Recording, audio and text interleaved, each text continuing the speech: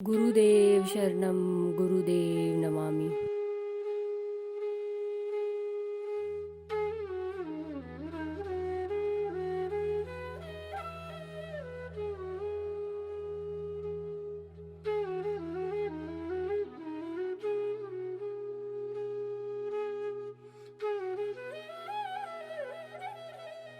घर के कक्षों, कार्यालयों एवं दुकानों के लिए रंगों का चयन निम्न प्रकार किया जा सकता है, जैसे कि कोष्ठक में दिया गया है।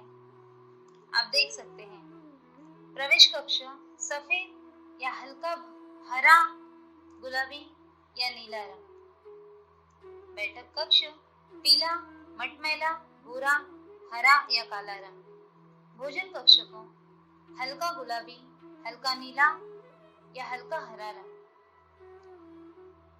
मुख्य शयन कक्ष गुलाबी, हल्का हरा या हल्का नीला रंग। बच्चों का शयन कक्ष काला, नीला या हरा रंग। रसोई घर सफेद रंग। पूजा का कमरा काला, हरा, लाल या गुलाबी रंग। अध्ययन कक्ष भूरा, हल्का नीला, हल्का हरा, लाल या गुलाबी रंग। स्नान गृह काला, स्लेटी, सफेद या गुलाबी रंग। कार्यालयों के लिए एजेंट स्टेली काला, गहरा हरा रंग। वास्तुविद के लिए हरा या नीला रंग। बैंक एवं शेयर नियोजन के लिए सफेद, नीला, हरा या पीला रंग। ब्यूटी पार्लर के लिए काला, सफेद या बहुरंगी रंग। भवन निर्माता काला, हरा या सफेद रंग। चार्टर्ड अकाउंटेंट सफेद या पीला रंग। कंप्यूटर हल्का नीला, हरा या कोई भी अन्य रंग। चिकित्सक सफेद या हल्का हरा, नीला, हल्का पीला या गुलाबी रंग। वकील काला, सफेद, पीला, हरा या नीला। व्यापारिक संस्थान हरा रंग। अब आगे देखते हैं दुकानों के लिए। दुकान टेलीविजन एवं टेप रिकॉर्डर सफेद, गुलाबी, हल्का नीला, हल्का हरा, हल्का पीला या लाल रंग। किताब हरा, नीला या पीला रंग। ग्रीटिंग कार्ड हल्का हरा, हल्का नीला, मटमैला, गुलाबी या सफेद रंग। बच्चों के खिलौने गुलाबी, हल्का हरा, हल्का पीला, सफेद या बहुरंगी। बिजली का सामान गुलाबी, हल्का हरा, हल्का नीला या सफेद रंग। सामान्य वस्तुएं हल्का हरा, गुलाबी या सफेद रंग। आभूषण पीले रंग के अतिरिक्त कोई भी रंग।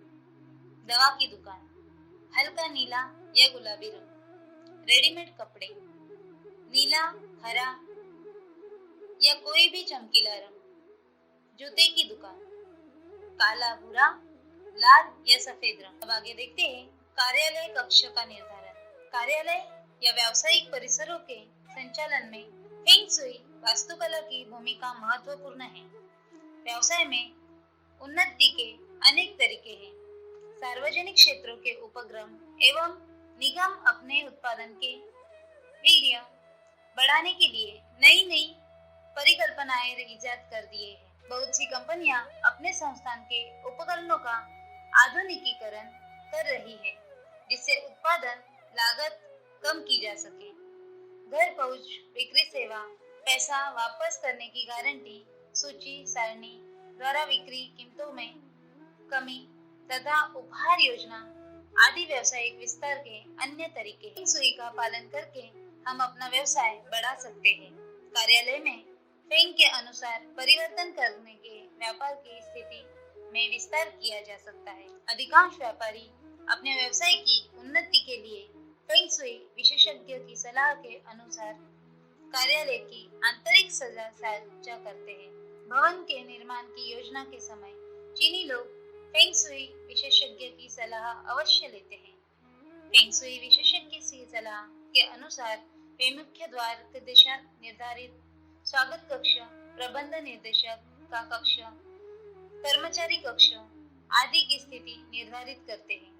फेंग सुई विशेषज्ञ उन्हें यह भी सलाह देते हैं कि व्यवसाय का कार्यालय प्रारंभ करने के लिए कौन सी तिथि शुभ है। कार्यालय में सबसे महत्वपूर्ण स्थान निवेदक कक्ष एवं लेखाकार कक्ष है। ऐसे कक्ष में दुर्भाग्यशाली फेंग सुई की उपस्थिति संपूर्ण व्यापार में असफलता का कारण बन जाती है। निदेशक का कक्ष ऐसे स्थान पर होना चाहिए जहाँ से वह समस्त कर्मचारियों को नियंत्रित कर सके। विदेशक का कक्ष प्रवेश द्वार पर से दूर भवन के एक कोने में स्थित होना चाहिए। प्रवेश द्वार के समीप या कक्ष में कम शक्तिशाली होता है। प्रवेश द्वार के समीप का कक्ष कम शक्तिशाली होता है। निदेशक के कक्ष की ओर जाने वाला गहराई या खुला एवं पर्याप्त रोशनी वाला होना चाहिए, जिससे वायु का प्रवाह सुगम होकर निर्बाध रूप में कक्ष में प्रवेश कर सके। अंधकारमय एवं लंबे गहराइयों के अंत में स्थित कक्ष उसकी संचालन शक्ति को कमजोर करता है, क्योंकि यहाँ पर वायु का प्रभाव दुर्बल हो जाता है। संचालक का कक्ष उच्च स्थान पर होना चाहिए। यदि कार्यालय एवं निवास एक ही परिसर में हो तो कार्यालय के लिए अलग से प्रसाधन कक्ष रखना चाहिए। संचालक का कक्ष प्रसाधन कक्ष से ऊंचा होना चाहिए, ताकि नाली में अवरोध होने से उत्पन्न हानिकारक वायु उसके कक्ष में प्रवेश न कर सके। संचालक कक्ष की छत दूसरे कक्ष की तुलना में ऊंची होनी चाहिए। जैसे कि आप चित्र में देख सकते हैं, गलियारे के अंत में स्थित कक्ष वायु का प्रभाव कम करता है। उसी तरह वर्गाकार या आयताकार कार्यालय शुभ होता है, जबकि अनियमित या एल आकार का कक्ष समस्याएं उत्पन्न कर सकता है। कक्ष का आकार उसमें होने वाले कार्य को दर्शाता है। वर्गाकार या आयताकार मतलब लंबाई चौड़ाई की तुलना में अधिक होनी चाहिए। आकार के कक्ष अशुभ होते हैं, जबकि एल या अनियमित आकार के कक्ष अशुभ माने गए हैं। कक्ष के टेबल के ऊपर लाइट, पौधे, किसी अन्य की वस्तु नहीं लटकानी चाहिए। बाहर निकला हुआ किनारा, कॉलम, बीम, दरवाजे की स्थिति आदि के प्रभाव में दोष निवारण के बारे में आगे बताया गया है। मेज की स्थिति। कार्यालय में टेबल यानी कि मेज की स्थिति बहुत महत्वपूर्ण है। टेबल की स्थिति संचालक एवं कर्मचारी की कार्यक्षमता प्रभावित करती है। संचालक की टेबल द्वार के सामने स्थित नहीं होनी चाहिए, क्योंकि इससे कक्ष की गोपनीयता, शांति एवं एकाग्रता भंग होती है। अन्यथा यह संचालक के कार्य को प्रभावित करती है। टेबल को दरवाजे से दूर कक्ष के एक कोने में स्थित करना चाहिए। टेबल पर बैठने वाले का मुख दरवाजे की ओर होना चाहिए। टेबल के पीछे खिड़की नहीं होनी चाहिए, अपितु इसके पीछे दीवार होनी चाहिए। दीवार पर पर्वत के सामने होती है, जो उसे सुरक्षा एवं सहायता प्रदान करती है। इससे स्थायित्व की भावना उत्पन्न होती है। जैसे कि आप सामने देख सकते हैं, दरवाजे के सामने स्थित टेबल खराब होती है, क्योंकि इसमें प्रवाहित वायु अत्यधिक शक्तिशाली होगी। उसी तरह दरवाजे की ओर पीठ करके बैठने से दुर्भाग्य का आगमन होता है। अन्यथा मेज के ऊपर एक दर्पण व्यवस्थित करना चाहिए। आगे के चित्र में देखिए, दरवाजे के समीप स्थित टेबल पर कार्य करने वाला व्यक्ति अधिक कार्य करना नहीं चाहता एवं अपना कार्य जल्दी छोड़कर चला जाता है। उसी तरह टेबल की यह स्थिति कार्य में नुकसान का सूचक है। अन्यथा टेबल की ऐसी स्थिति कदापि नहीं होनी चाहिए। यदि एक ही कमरे में दो व्यक्ति कार्य करें तो टेबल को इस प्रकार रखा जाए कि दोनों का मुख दरवाजे की तरफ हो। उसी तरह आगे की दोनों चित्र में आप देख सकते हैं कर्मचारियों के टेबल की अप्रिय व्यवस्था और कर्मचारियों के टेबल की उत्तम व्यवस्था। टेबल को दीवार के समांतर रखना चाहिए। अनियमित कोण में रखे टेबल अच्छे नहीं माने जाते। टेबल को कोने के अत्यधिक समीप नहीं रखना चाहिए, इससे कार्य सीमित होने की भावना उत्पन्न होती है। टेबल के पीछे किसी भी प्रकार का चित्र, फोटो या कलाकृति आदि नहीं होनी चाहिए, इससे आगंतुक का ध्यान आकर्षित हो सकता है। दरवाजे को सीधे टेबल के समीप नहीं खुलना चाहिए। टेबल पर कार्य करने वाले व्यक्ति को दरवाजे से प्रवेश करने वाला व्यक्ति दिखना चाहिए, ताकि अचंभित तत्व से बचा जा सके। यदि कमरे में एक से अधिक टेबल हो तो उन्हें एक क्रम में रखना चाहिए कि वायु का प्रवाह कमरे एवं फर्नीचर के चारों ओर सुगमता पूर्वक हो सके। मेज का आकार, टेबल का आकार बहुत बड़ा या बहुत छोटा नहीं होना चाहिए।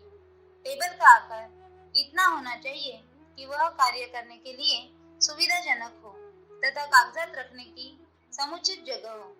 टेबल इतना ही छोटा होना चाहिए कि कार्य करने वाले के लिए यह सुविधाजनक हो।